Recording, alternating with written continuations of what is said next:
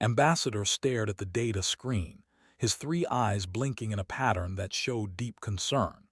The information flowing across the display made his skin shift to a pale blue, the color his species turned when afraid. He had been studying Earth's information packets for 3 days now, and each new detail made him more certain that the Galactic Council had made a terrible mistake. "This cannot be right," he muttered, his translation device converting his chemical signals into standard galactic speech.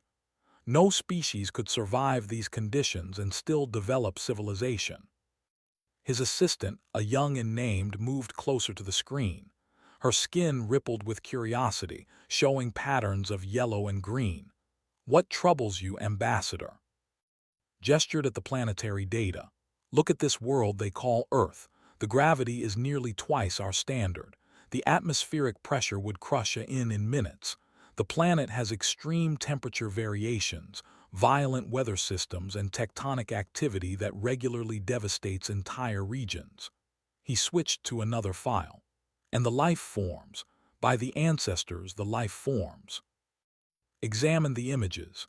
Creatures with massive teeth and claws, reptiles that could swallow prey whole, insects that injected venom, ocean dwellers larger than most spacecraft, and everywhere throughout every ecosystem the constant theme of predation."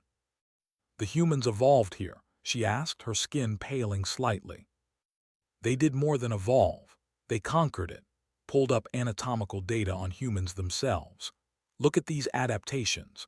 Forward-facing eyes for tracking prey. Persistence endurance that allows them to chase animals until they collapse from exhaustion. Opposable thumbs for tool use and weapon handling. They are apex predators. They climb to the top of the most dangerous food chain we have ever documented." Studied the data quietly for a moment. "But they have art, music, philosophy. They have sent us messages of peace and requests for diplomatic relations. Does that not count for something?" Skin flickered with uncertainty. "Perhaps, or perhaps it is camouflage, a trap. Many predators on their own world use deception to lure prey." He closed the files and turned to his assistant. "I must present this to the Council. They need to understand what we are dealing with before these humans arrive."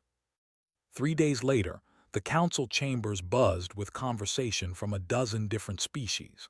The massive circular room floated in space, surrounded by transparent walls that showed the stars beyond.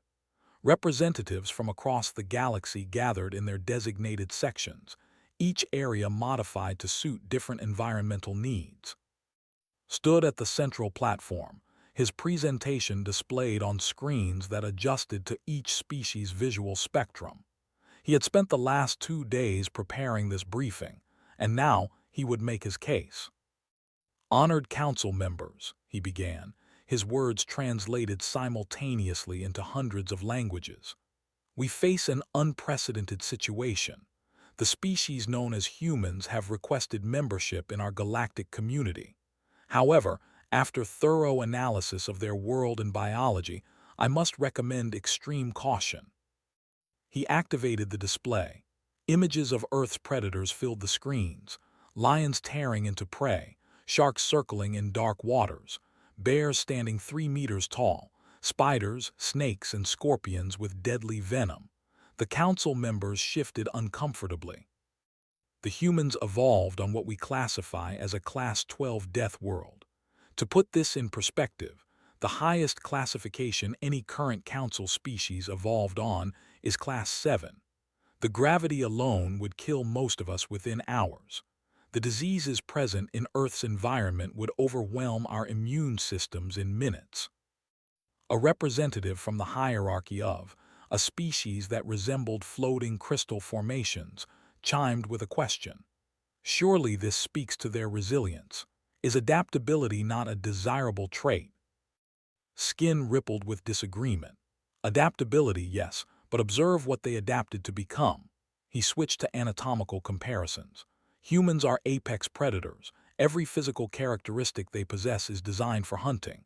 They have binocular vision that sacrifices peripheral awareness for the ability to judge distances when tracking prey. Their teeth include specialized tearing incisors.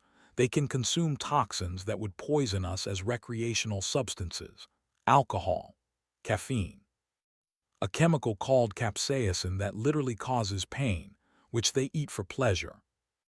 Murmurs spread through the chamber. A representative from the peaceful collective, a species of small, herbivorous beings, spoke up with obvious fear. Are you saying they are not truly sentient, that they are merely clever animals? I am saying, chose his words carefully, that we must consider whether a species so fundamentally designed for violence can truly integrate into our peaceful society. They have not evolved beyond their predatory nature. They have simply learned to aim it at each other instead of at other species. He displayed human history, wars, weapons, conflicts that spanned continents and centuries. In just the last 200 of their years, they have fought 2 global wars that killed over 100 million of their own kind. They have developed weapons capable of destroying their entire planet. They are currently in possession of enough nuclear armaments to render Earth uninhabitable several times over. The council chamber fell silent. Even the most optimistic members looked troubled by the data.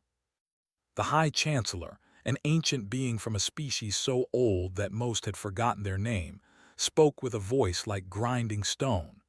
What do you propose, Ambassador? I propose we classify humans as semi-sentient apex predators and restrict their movement within galactic space, allow limited trade in quarantine zones, monitor all human activity, and above all, never allow them access to our core worlds or sensitive technologies. He paused, his skin showing the deep blue of conviction. We have worked for 10,000 years to create a peaceful, prosperous galaxy. We cannot risk it all because we were too polite to acknowledge a predator when we see one. The vote took 3 hours.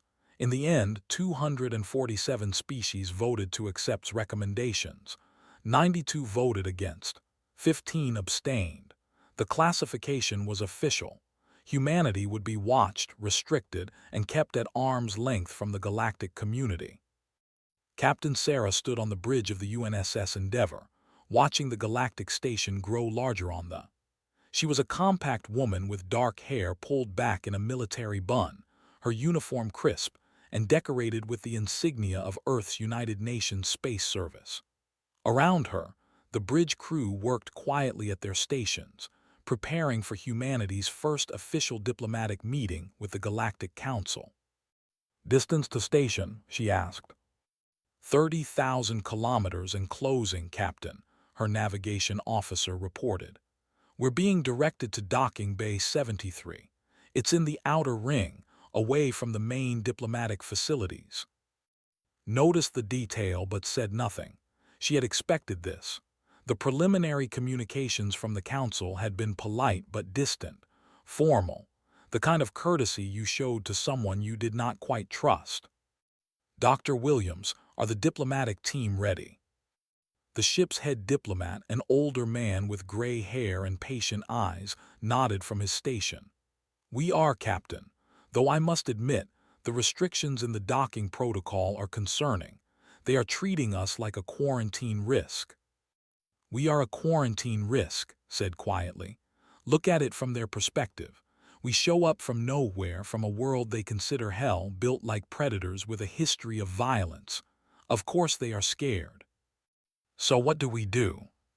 Smiled, though she knew that expression would not help their cause. Showing teeth was a threat gesture to half the species in the council. We be patient, we be polite, and we show them that we are more than our teeth and claws.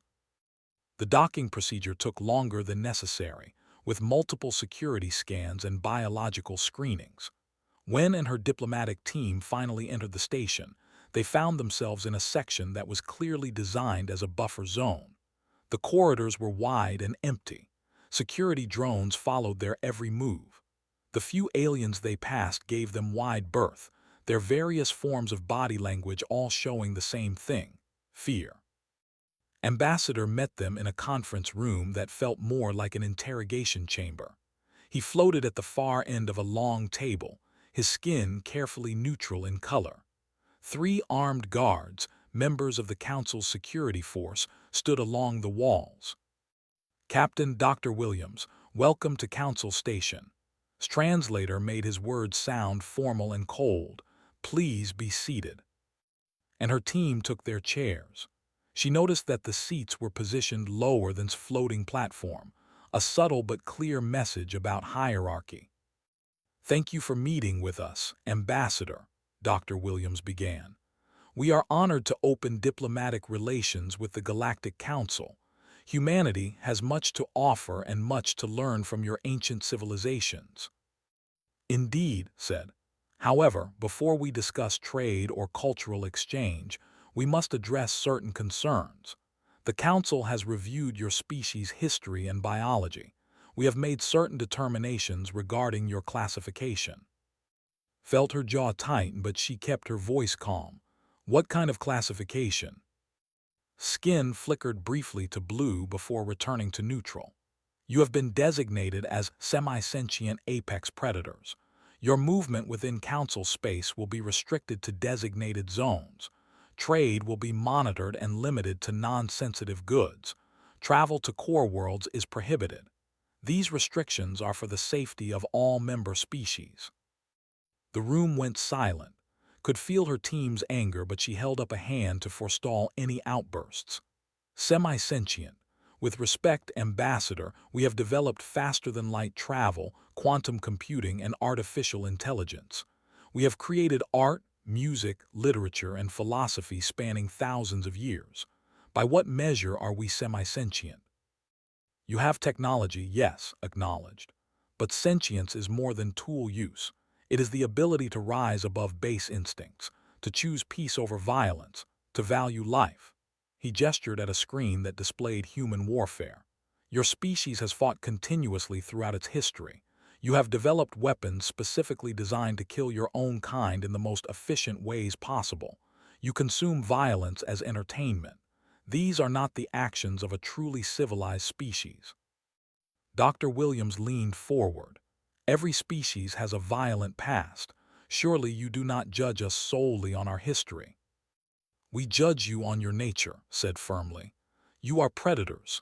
It is in every line of your DNA, every aspect of your biology. You cannot help what you are, but we cannot ignore what you are either." Took a slow breath. She wanted to argue, to rage against the injustice of being judged on appearance and ancestry. But she had studied enough history to know that words alone would not change minds.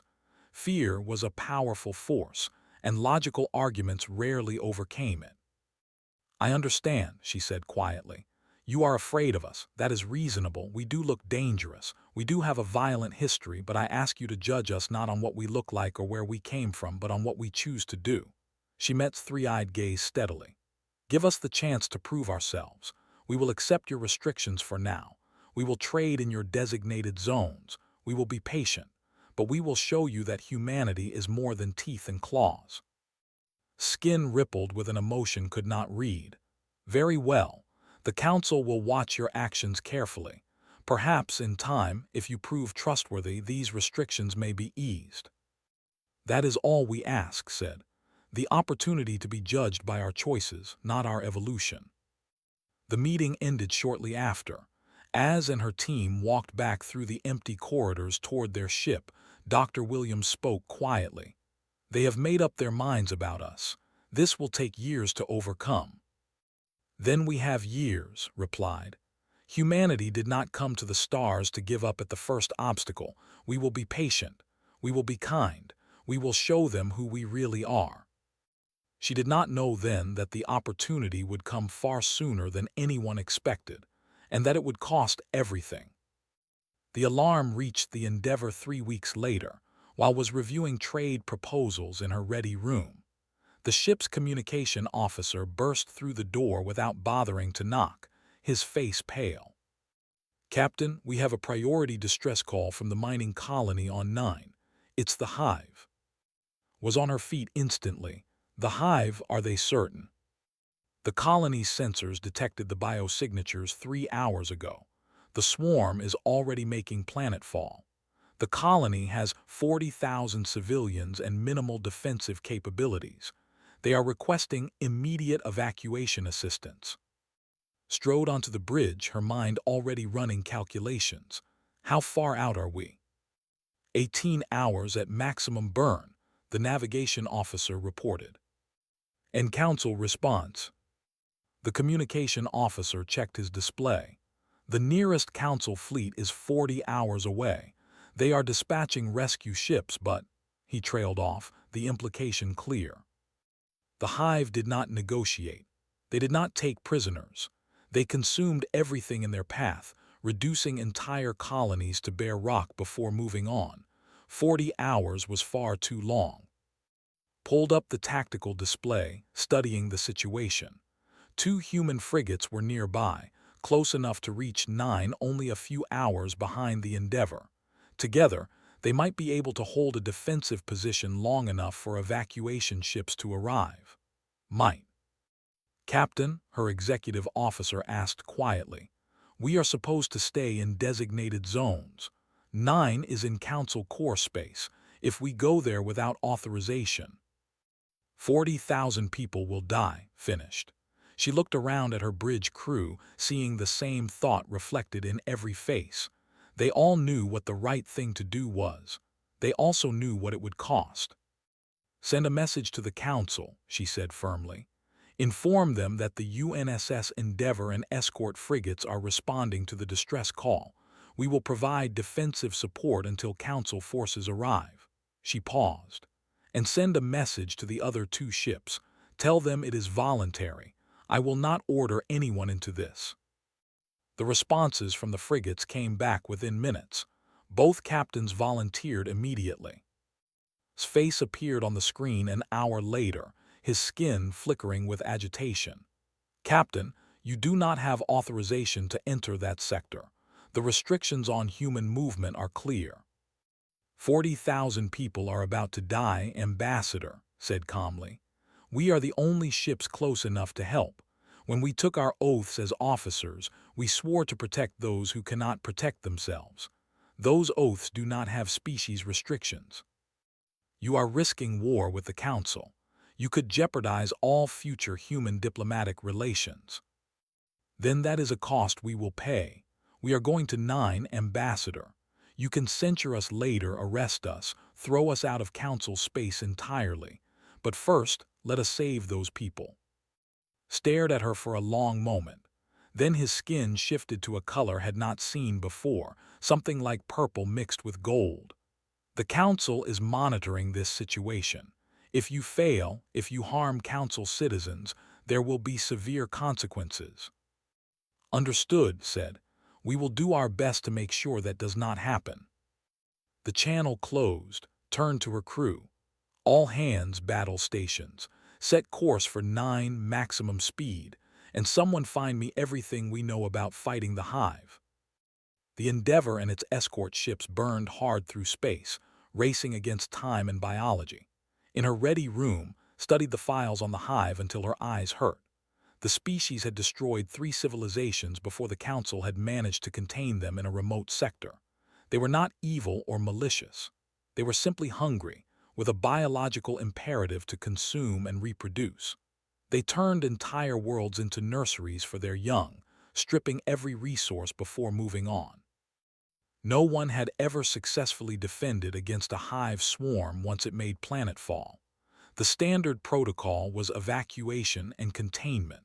Let them have the world, then blockade it until they moved on or could be exterminated from orbit. But evacuation took time, and time was the one thing the colony on 9 did not have. Stood and walked to the viewport, staring out at the stars streaking past. She thought about's words. Semi-sentient apex predators, dangerous, violent, controlled by base instincts. Maybe he was right. Maybe humanity was all those things, but they were also something else, something the galaxy had forgotten during its 10,000 years of peace and prosperity. Sometimes the galaxy needed predators who chose to protect instead of prey. Sometimes it needed beasts who knew when to bare their teeth. The Endeavour dropped out of faster-than-light travel at the edge of the 9 system. The tactical display lit up immediately with hostile contacts. Red markers swarmed across the screen like a spreading infection, thousands of individual bioforms moving in coordinated patterns across the colony's surface. "Mother of God," the tactical officer whispered, "I have never seen so many on one scan." Studied the display with cold focus. The hive had landed in force, with multiple breeder ships depositing warrior forms across the colony's 3 main settlements. The evacuation ships were already loading civilians at the spaceport, but the defensive perimeter was collapsing fast. At the current rate, the hive would overrun the port in less than 4 hours. "Time until Council fleet arrives." 36 hours, Captain. Nodded. They had known it would be like this. 3 human ships against a hive swarm. Impossible odds, but impossible had never stopped humanity before. "All ships, this is Endeavor Actual. We are going to buy those evacuation ships every minute we can. I want the frigates in orbital support positions. We will provide close air support and ground reinforcement." She paused. "Mark your targets carefully. There are still civilians in those settlements, and remember what we are here for. Not glory, not victory, just time." The acknowledgments came back crisp and professional. Felt pride swell in her chest. These were not warriors seeking battle. They were protectors doing what needed to be done. The Endeavor descended into atmosphere, its hull heating as it pushed through the planet's upper layers. Could see the colony below. Fires burned in a dozen locations. Black masses of hive warriors moved like living shadows between buildings. And at the spaceport, a thin line of defensive positions held back the tide while ships loaded refugees behind them. "Weapons free," ordered. "Target the largest concentrations. Let them know we are here." The ships opened fire, sending tungsten rounds screaming down at supersonic speeds. The rounds hit like artillery, tearing through hive formations and leaving craters in their wake. The swarm reacted instantly, shifting and flowing like liquid, avoiding the next barrage with eerie coordination. "They are adapting to our firing pattern," the weapons officer reported. "Then change the pattern, randomize firing solutions, keep them guessing. Switch to the ground frequency. Colony Defense Force, this is UNSS Endeavor. We are here to support your evacuation. What is your status?" A ragged voice came back, thick with exhaustion and stress. "Endeavor, this is Colony Commander. We have 15,000 civilians still waiting for transport. Defensive positions are at 30% strength. We have maybe 2 hours before they break through." "Understood, Commander. Help is here. We are deploying ground forces to reinforce your position. Hold what you have." "Switch channels. Major Reeves, your Marines are clear to deploy." In the Endeavor's deployment bay, Major Reeves checked his weapon one final time and looked across at his company. 120 Marines in combat armor, armed with weapons that the Council had deemed unnecessarily brutal. Kinetic rifles, plasma cutters, high-explosive grenades, and for this mission, flamethrowers. "Listen up," Reeves called out. "We are here to protect civilians while they evacuate. That means we hold the line no matter what comes at us. The hive does not feel fear. It does not negotiate. It just keeps coming, so we keep shooting." He sealed his helmet. "We are going to show these aliens what humans do when someone threatens the innocent. We are going to show them why Earth made us what we are. Now let us move." The drop pods launched, streaking down through the atmosphere like meteors. They hit hard in the colony's outer defensive perimeter, and the Marines deployed immediately into the chaos of battle. Hive warriors were everywhere, forms the size of large dogs, with razor mandibles and armor plating that shrugged off light weapons fire. But the Marines had not brought light weapons. Reeves saw a cluster of hive warriors flanking a defensive position and opened fire with his rifle. The high-velocity rounds punched through carapace and flesh, dropping 3 warriors in as many seconds. Around him, his Marines formed firing lines, laying down overlapping fields of fire that chewed through the advancing swarm. "Flamethrowers forward," Reeves shouted. 2 Marines moved up, their weapons spewing liquid fire that washed across the hive formations. The warriors shrieked, their bioforms unable to handle the extreme heat. The smell of burning chitin filled the air, acrid and thick. A council soldier nearby, one of the colony's defenders, stared at the humans with wide eyes. His species, the peaceful collective, had evolved as prey animals. They had never seen such focused, controlled violence. To him, the humans looked like demons from ancient mythology, breathing fire and dealing death without hesitation. But they were fighting to protect him, to protect everyone. In orbit, the 2 frigates worked in coordination, their targeting computers linked. They fired precisely, dropping kinetic strikes on hive concentrations away from civilian areas. The hive responded by sending flyers, winged variants that spiraled up from the surface to engage the ships directly. "Evasive maneuvers," the captain of the UNSS Wellington ordered as his ship's point defense systems came online. Streams of high-velocity rounds tore through the flyers, but more kept coming. One managed to latch onto the hull, its acid-based bioweapon starting to eat through the armor.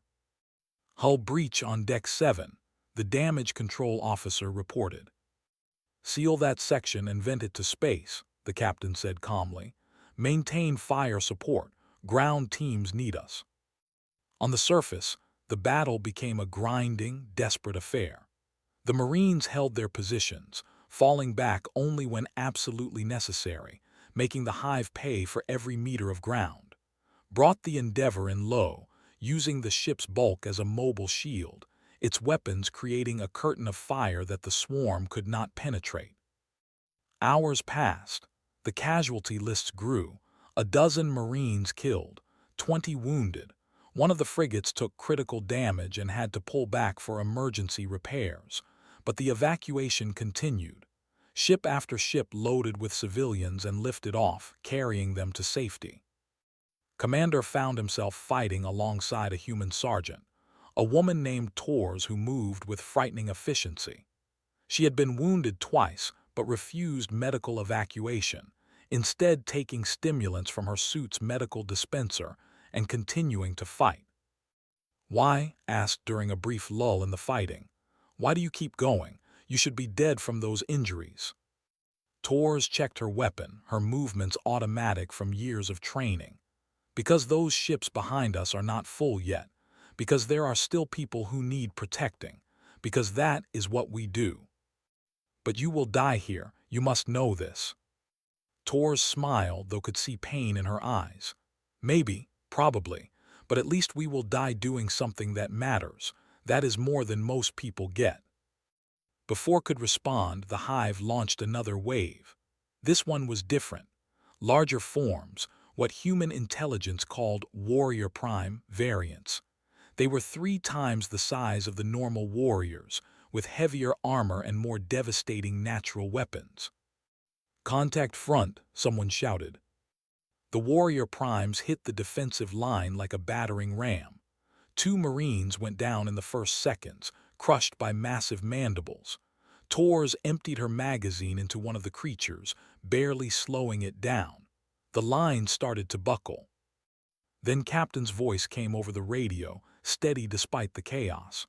"All units, fall back to secondary positions. Endeavor is making a gun run."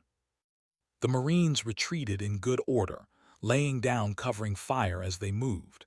The Endeavor roared overhead, flying barely 20 meters above the ground. Its ventral weapons opened up, saturating the area where the warrior primes had broken through. The massive creatures disappeared in a storm of fire and explosions. But the ship paid for it. Hive flyers swarmed the Endeavor, overwhelming its point defense. Several latched onto the hull, their acid eating through armor and systems. Warning alarms blared on the bridge as damage reports flooded in. "Hull breaches on multiple decks," the damage control officer reported. "We are venting atmosphere, fire in engineering, reactor is running hot." gripped her command chair as the ship shuddered. "How many evacuation ships are left?" "3 still loading, Captain." "Then we stay." She looked at her crew, seeing fear but also determination. "We knew what this was when we volunteered. We hold until those ships are away." The Endeavour limped back to altitude, trailing smoke and debris. One engine was dead. The reactor was fluctuating. Half the weapons systems were offline. But it kept flying, kept fighting, because below people still needed time. Major Reeves checked his tactical display and felt his heart sink. They were down to 80 combat-effective Marines. Ammunition was running low. Medical supplies were almost exhausted, and the hive was gathering for what looked like a final push, massing its forces for an overwhelming assault. "All units, this is Reeves. They are coming in force. This is probably the last one." He paused, choosing his words carefully. "It has been an honor serving with you. Now let us make sure these civilians get home." The Marines formed a last defensive line, using everything they had left. They sang as they fought, old military songs about courage and sacrifice, their voices carrying across the battlefield. The Council soldiers fighting beside them did not understand the words, but they understood the spirit. These humans were choosing to stand and die so that others could live. The hive swarm rolled forward like a tsunami of chitin and teeth. The Marines fired until their weapons ran dry, then drew sidearms. When those were empty, they drew knives and fought hand to hand. Humans and aliens stood together, protecting the defenseless behind them. Watched from the Endeavour's bridge as her Marines were slowly overwhelmed. She had made her choice, and now she had to see it through. The last evacuation ship reported full capacity and began its launch sequence. "Captain, we need to retreat," her executive officer said urgently. "The ship cannot take much more damage." Shook her head. "Not yet. The ground teams need cover for extraction." "There might not be anyone left to extract." "Then we make sure their sacrifice means something." The last evacuation ship cleared the atmosphere, allowed herself a small smile. 40,000 civilians safe. That was worth any price. "All units, this is Endeavour Actual. Evacuation is complete. Ground teams fall back to extraction points. We are coming to get you." But the hive had other plans. They had identified the Endeavour as the key threat and were converging on its position. Hive flyers filled the sky like locusts. Warrior primes scaled the nearby buildings, preparing to launch themselves at the ship. "Captain, we have a massive concentration of hive forces moving toward the spaceport," the tactical officer reported. "They are ignoring our Marines. They are coming for us." Understood immediately. The hive's collective intelligence had analyzed the battlefield and determined that destroying the Endeavour would break human morale and allow them to overrun the remaining defenders. It was tactically sound. It was also exactly what she needed. "All units, listen carefully," said into the radio. "The hive is focusing on the Endeavour. That gives you an opening. Extract while you can. Head for the emergency shelters on the colony's north side. The Wellington can pick you up from there." "Captain, what about you?" Major Reeves asked. "We are going to buy you time. Now move, Major. That is an order." Switched to her crew. "All hands, abandon ship. Get to the escape pods. We are going to ram the ship into the largest hive concentration." Her executive officer stared at her. "Captain, you cannot be serious. Look at the tactical display. If we ram them at full speed, we will take out most of their heavy units. The Marines can escape. The evacuation ships will have time to get beyond hive pursuit range." Smiled sadly. "It is the only move we have left." "Then at least evacuate yourself. The ship can be set on automatic." Shook her head. "Someone needs to pilot it to make sure we hit the right spot. Besides," she looked around the bridge, "a captain does not abandon her ship, not when it can still serve." The bridge crew refused to leave. One by one they took their positions, choosing to stay with their captain. felt tears prick her eyes but blinked them away. There would be time for grief later. For now, there was only duty. "All crew and escape pods launch now," she ordered. "Everyone else hang on." The Endeavour turned, pointing its damaged nose at the swarm gathering below. Pushed the engines to maximum, overriding every safety protocol. The ship screamed in protest, but it accelerated, diving toward the surface. "For Earth," someone said quietly. "For humanity," another added. Thought about home, about blue skies and green grass, about a species that had climbed up from the mud and reached for the stars, about people who chose to protect, even when it cost everything. "For those who cannot fight for themselves," she said. The Endeavour hit the hive concentration at terminal velocity. The explosion lit up the sky, a brief second sun that consumed ship and swarm together. The shockwave flattened buildings for a kilometer around. When the dust settled, a crater marked where the heart of the hive army had been. The remaining hive forces, suddenly leaderless and disorganized, scattered. Major Reeves and his Marines made it to the extraction point. The frigates picked up the survivors and retreated to safe distance. Across the galaxy, sensors recorded the detonation and the subsequent collapse of the hive assault. Captain Sarah and her bridge crew died instantly. They never felt pain. They never knew that their sacrifice had broken the back of the hive attack. They never heard the songs that would be sung about them or saw the monuments that would be built in their honor. But they died knowing they had done the right thing. In the end, that was enough. Watched the recordings in silence, his skin shifting through a dozen colors that had no translation in human terms. Around him, the council chamber buzzed with shocked conversation. No one had expected this. No one had believed the humans would sacrifice themselves for aliens they barely knew. "Replay the final transmission," the High Chancellor ordered. The screen showed Captain's face, calm despite the alarms blaring behind her. Her final words played through the chamber. "Evacuation complete. All civilians safe. Endeavour out." No plea for help, no last requests, just a simple statement of mission accomplished. A representative from the peaceful collective, a species that had lost warriors defending 9, spoke with a trembling voice. "They died for us. They did not have to come. They violated your restrictions. They could have stayed safe in their designated zones, but they came anyway, and they died for people they had never met." The crystalline collective, who never spoke during debates, chimed for the first time in living memory. Their sounds translated simply, "We were wrong." Stood slowly, his skin finally settling on a deep purple that his species associated with shame. "We called them beasts. We called them dangerous. We were correct on both counts." He paused, looking around at the assembled representatives. "But we failed to understand what kind of beasts they were." He gestured at the screen, where the explosion of the Endeavour still burned bright. "They are not the predators we feared. Or rather, they are, but they have chosen to aim their danger outward, at threats to others rather than at the defenseless.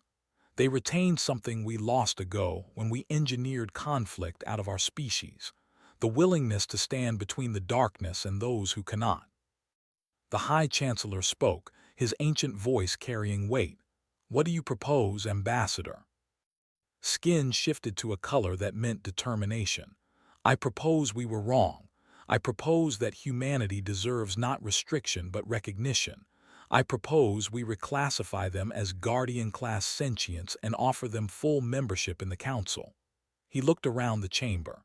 "They have proven what they are. Now we must prove we can learn from our mistakes." The vote took less than an hour. The measure passed with overwhelming support. Only a handful of species, those too afraid to accept what they had seen, voted against. Even the hierarchy of who had opposed humanity from the beginning abstained rather than vote no. Ambassador received the news 3 days later, aboard the UNSS Lincoln. He was a career diplomat, gray-haired and weathered, who had spent 30 years representing Earth in difficult negotiations. But nothing had prepared him for this moment. Full membership, he asked, rereading the message to make sure he understood. All restrictions lifted. Appeared on his skin a respectful shade of green. Yes, Ambassador, you have earned it. Captain and her crew showed us the truth we were too blind to see. Humanity is exactly what we need, even if we did not know it. Thought about Sarah. They had been friends years ago. She had been his escort on several diplomatic missions, always professional, always kind. Now she was gone, along with 300 other good people. At what cost, Ambassador? Asked quietly. Skin darkened. A cost that shames us all. We should have seen sooner. We should have trusted sooner. The blood of your people is on our hands as much as on the hives. Took a moment to compose himself.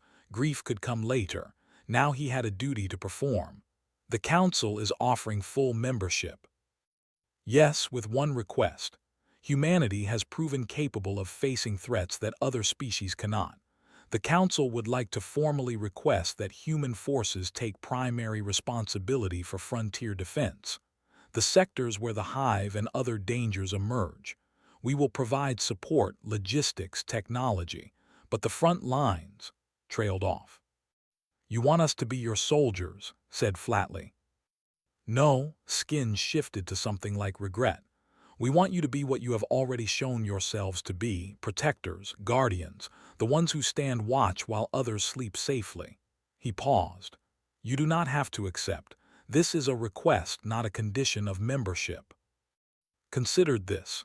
It was exactly the kind of dangerous, difficult job that humanity excelled at, and it would give purpose to all the veterans who had joined the space service seeking adventure and meaning. But it would also cost lives. Human lives. More Sarah dying far from home. I need to bring this to Earth's government, said finally. This is too big a decision for one person to make. Of course, take all the time you need. The channel closed. Sat alone in his ready room thinking about's last words. Evacuation complete. All civilians safe. She had died accomplishing exactly what she set out to do. Would she have considered the cost worth it? He thought she would have. 5 years later, a memorial was dedicated on Earth. A wall of black stone, inscribed with the names of Captain Sarah and the crew of the UNSS Endeavour. At its base, flowers from 100 different worlds lay in careful arrangements, left by alien visitors who had traveled across the galaxy to pay their respects. Among the visitors was Commander, the peaceful collective soldier who had fought alongside human Marines at 9. He stood before the wall, reading names of people he had never known but who had died protecting his colony. A human woman approached, wearing a military uniform with the insignia of the United Nations Space Service. She was young, probably fresh from training. She noticed and paused. Did you know them? She asked quietly. Some admitted. I fought beside them at 9. They saved my life. They saved 40,000 lives. He turned to look at her. And now you wear their uniform. Are you ready for what that means? The young woman looked up at the memorial wall. My grandfather served on the Endeavour. He was one of the Marines. He made it out. She touched a name on the wall gently.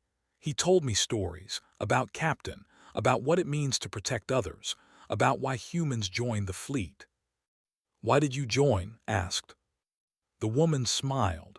Because the galaxy needs someone to stand watch. Because there are people out there who cannot protect themselves. Because that is what we are. His body language conveyed approval. They called you beasts. Did you know that? Before 9, the Council was afraid of humanity. I know, I read the history.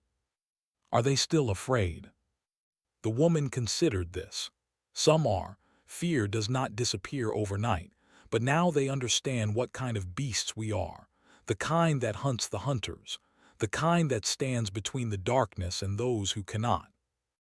Around them, more visitors arrived. Aliens of a dozen species, many of them survivors of hive attacks that human forces had stopped over the past 5 years. They left flowers. They touched names. They thanked the dead for protecting the living.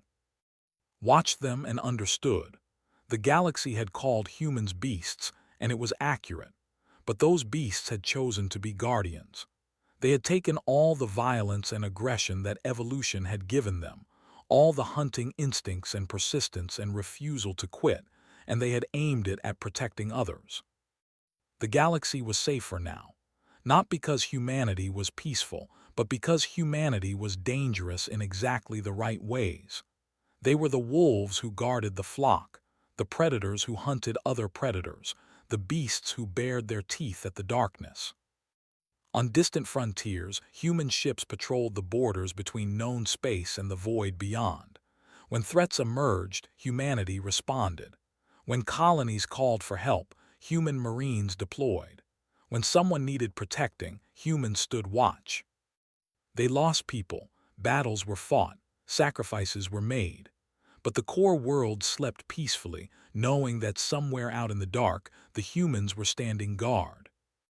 They called humans beasts. It was accurate, and the galaxy had never been safer.